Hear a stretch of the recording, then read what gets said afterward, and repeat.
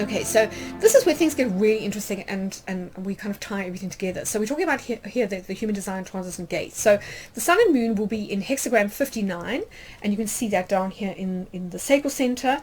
Now hexagram 59 is part of the channel of connecting, which links the 59 to the 6, and that sits in the emotional center, which, as we know, is ruled by moon cycles.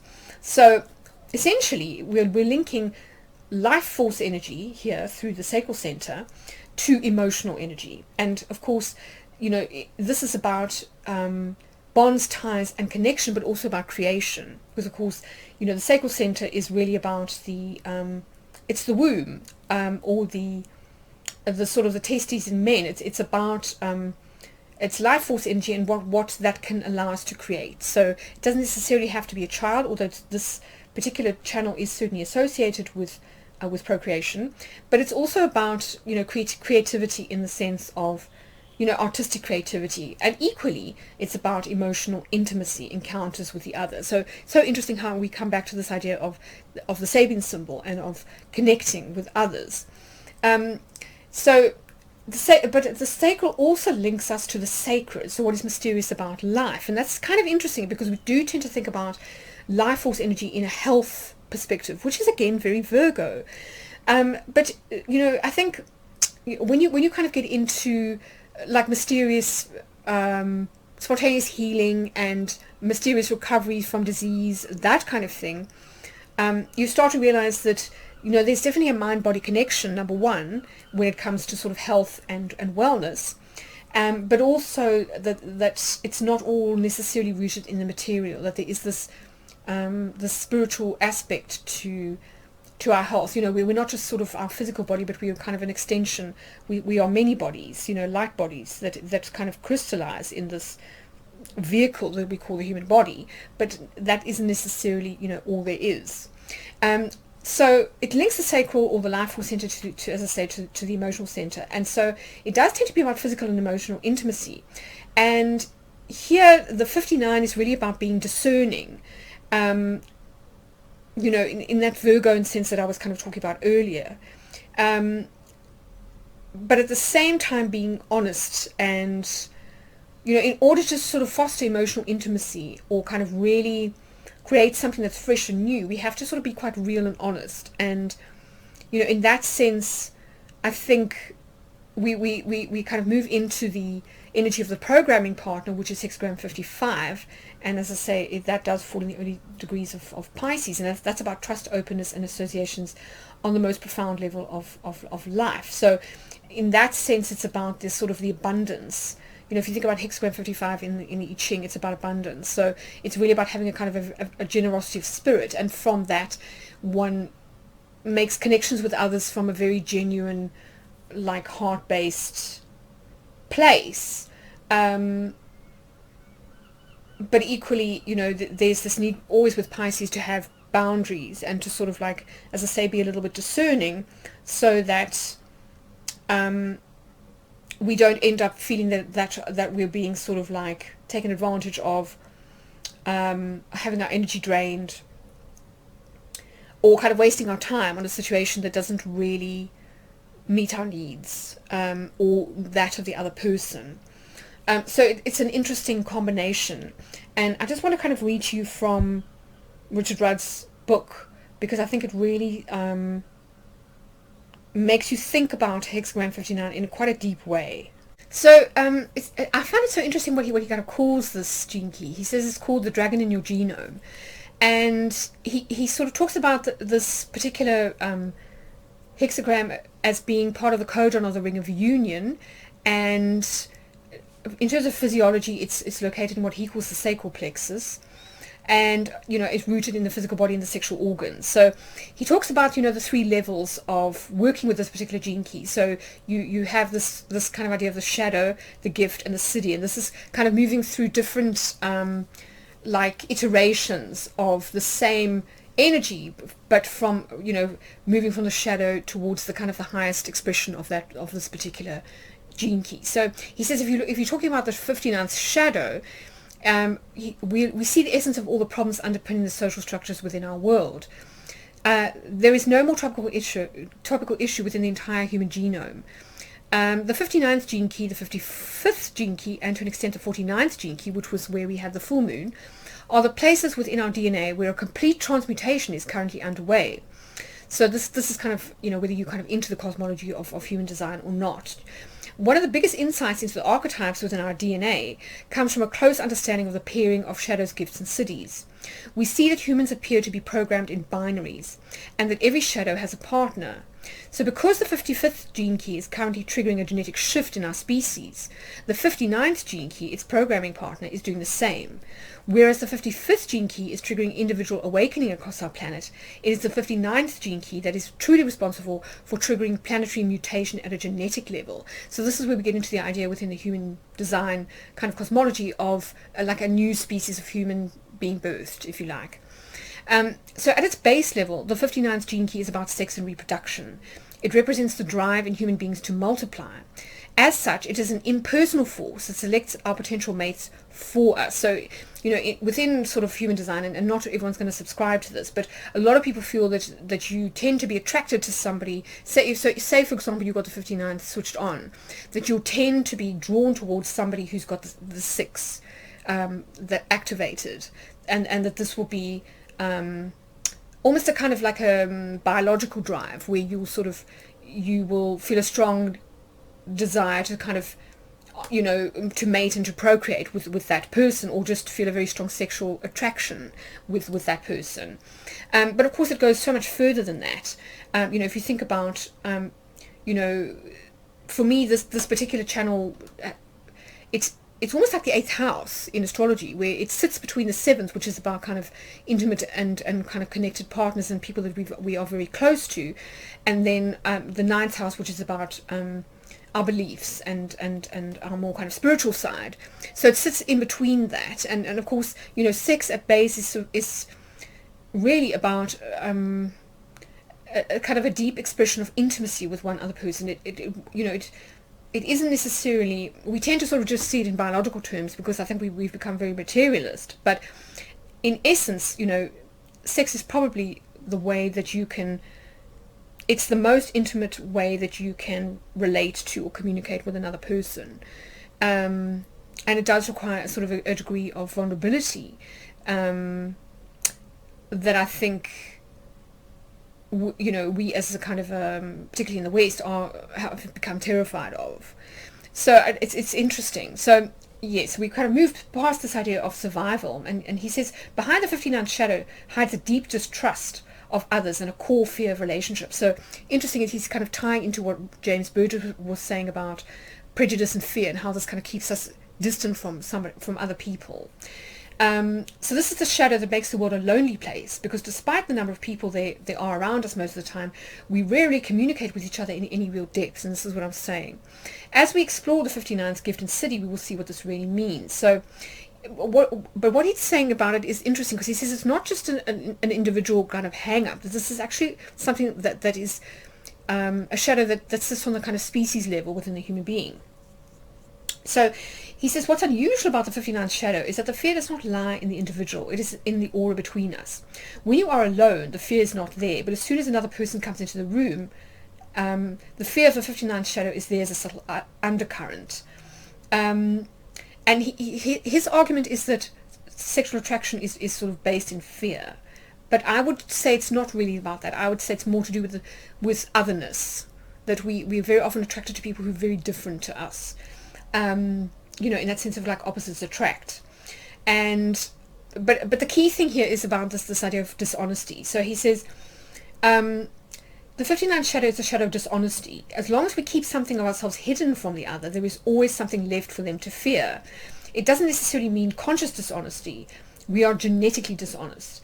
The extraordinary revelation that comes from the contemplations of the 59th shadow is that our genes actually want us to be dishonest. Well, yes, I mean, maybe it's also just about this idea of trait variety, that you're sort of looking to maximize your kind of ability to survive, and so obviously somebody who's got different skills to you but which complement yours are going to mean that the two of you together can face any situation more effectively than just either of you by yourselves. So I would say it's more about kind of trait variety than that. But He says if you look at it from a wider perspective, the fear that keeps human beings from realizing their common genetic ancestry has led to the phenomenon of isolated tribal gene pools all across our planet. And of course that's changing now because of globalization. And isn't it interesting that as globalization happens, we start to see more and more prejudice and intolerance kind of coming back, extremism, racism, xenophobia, that kind of thing. So this is that kind of fear of the other, that fear of losing one's sense of identity and it being subsumed into sort of something else, into this kind of, I suppose, more like the fear of the individual being lost in the collective, if you like. So he goes further and he says that the 59th gene key cuts deeper than race, belief, or creed. It goes deeper even than the individual blood ties of family. It binds humans together as a single interrelated genetic family.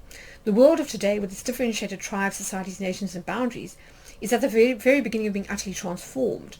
Well, I would argue that, the beginning of human beings, in the sense of like all of us kind of coming out of Africa, the cradle of civilization, from that one sort of like, what do they call Eve, coming from that small part of Kenya, where most of us can be traced back genetically to this one kind of like, this sort of great mother, this Eve, that we are all kind of one in that sense, and we have kind of gone and we've differentiated, but actually we're still all linked and sort of within the sort of genetic tree, if you like. If we kind of get to the base of it, and we talk about the 59th gift, let's sort of move on to that. He talks about the transformation of the 59th shadow into the 59th gift of intimacy is the subject of many ancient traditions and prophecies. So since the 59th shadow represents the unbridled fertile power of your animal sexuality, by raising its frequency you unlock the transcendental power of sex. And of course this has been done for millennia through things like tantra and working with kundalini energy. So it's and of course, as he points out, for our religions in particular, it's proved to be an enduring problem. So it's trying to sort of like sublimate that energy so that it's not sort of raw brute force, destructive, or sort of selfish in the sense of being hedonistic, that you kind of sublimate it for higher purposes. So you don't want to suppress your sexuality, but at the same time you don't want it to be the be all and end all sort of itself, that it needs to be part of some other bigger kind of process. So he says the 59th shadow has been playing havoc with human attempts at monogamy for a long time. Indeed, men and women react very differently to the fear inherent in this gene key. The traditional male reaction is to try to escape being trapped by a single woman. And he says this fear is trapped in the polarity. This is the polarity of the 55th shadow, which is, as I say, is Pisces, and Pisces is Neptune ruled, and that can be about wanting to escape all the time. So escaping any form of boundary or kind of limitation, if you like. The female reaction is to try to hold on to the male because of its promise of protection for offspring. So this is kind of at a very sort of primitive level. Women intuitively understand the male's urge to disperse his genes widely. Yes, but again, I have a problem with this argument, because we always go back to this idea of biology, and even in nature you have species that mate for life, like swans, and a lot of mammals tend to sort of mate for life, and a lot of birds. So I don't think that that's true necessarily either, that there's this need to sort of like spread seed. I also think to an extent this feeds into kind of patriarchy and this kind of this desire to sort of for men to kind of have their cake and eat it.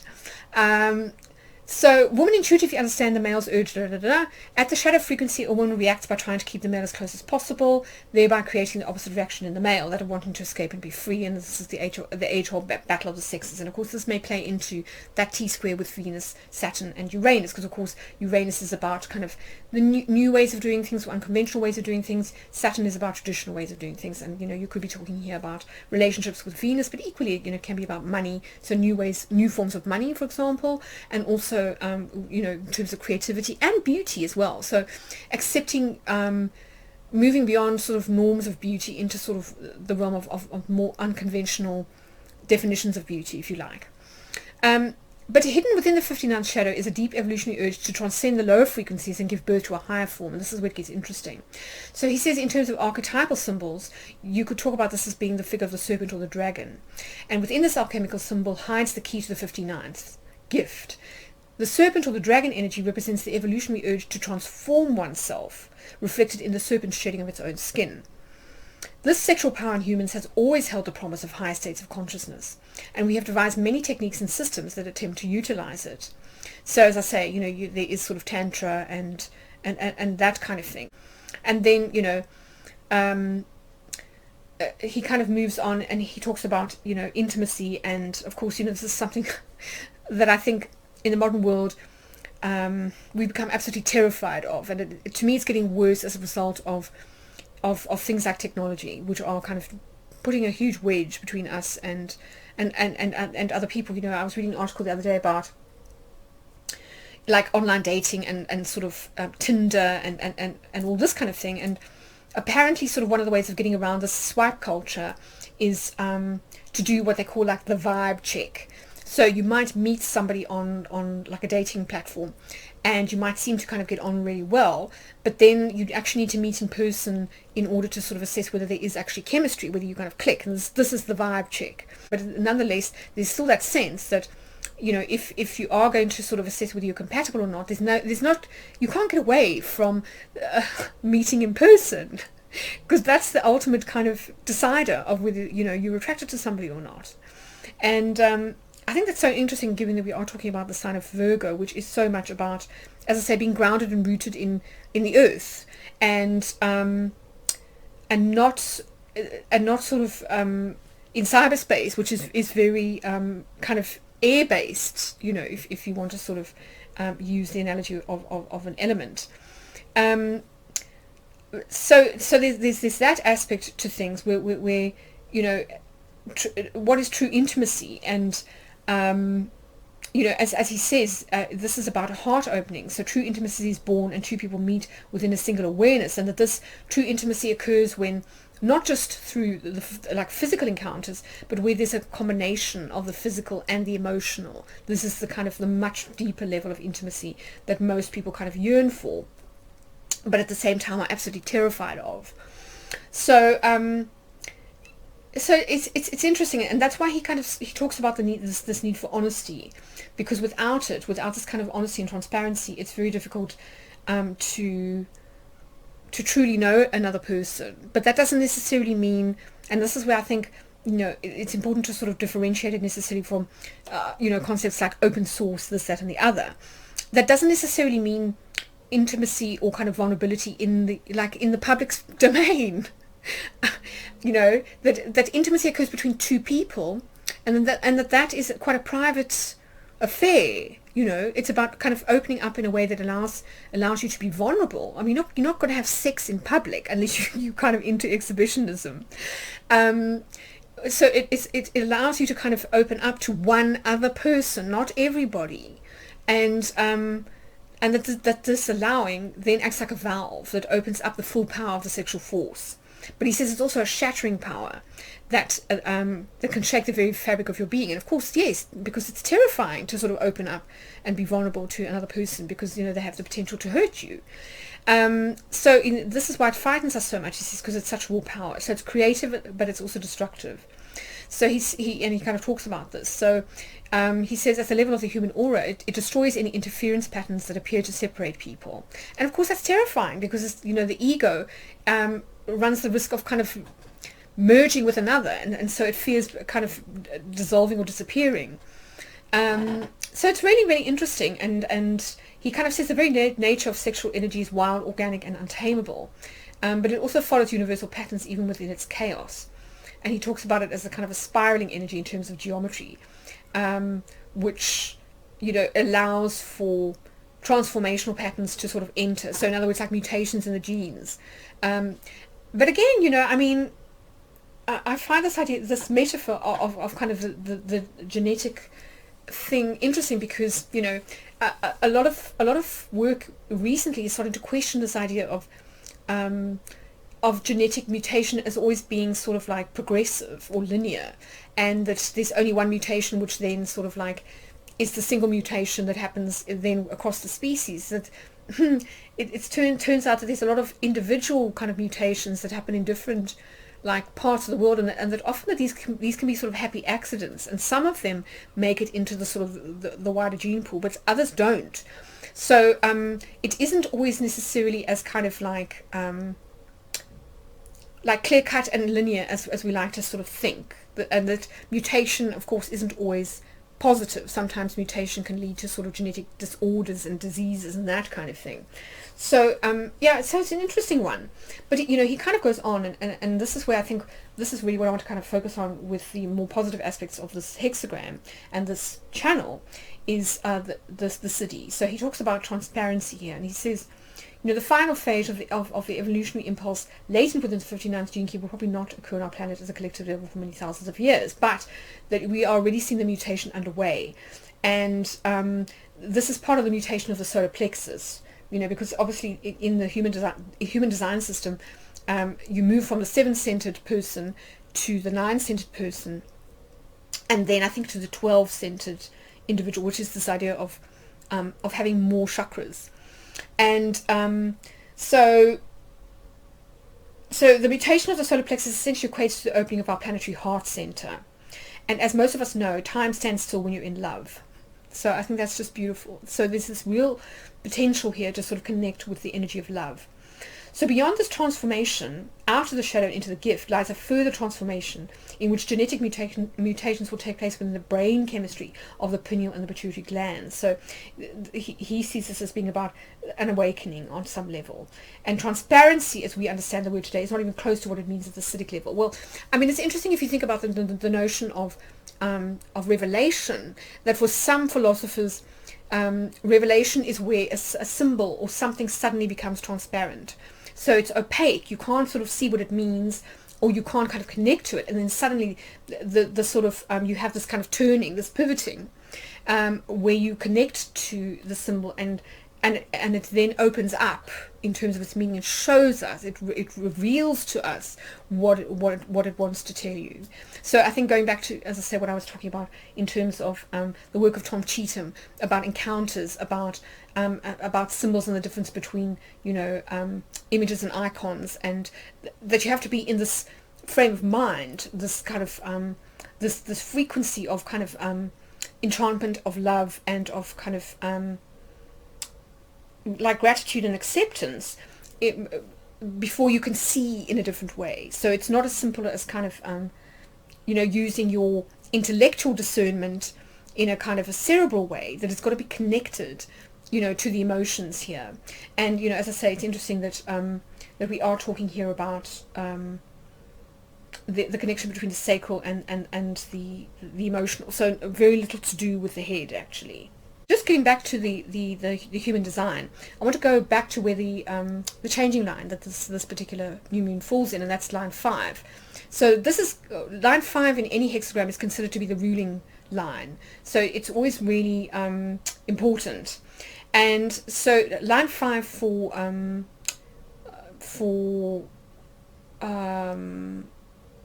I can't remember his name now. I will post it on social media, because he's just done a really interesting exposition of the 59.6 channel.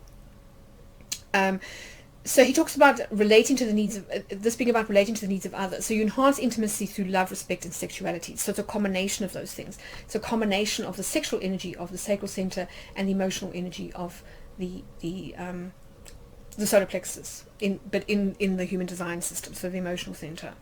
So you have intense power to encourage everyone to find common accord and union. So this can be union between two people, or union in terms of like at a kind of collective level.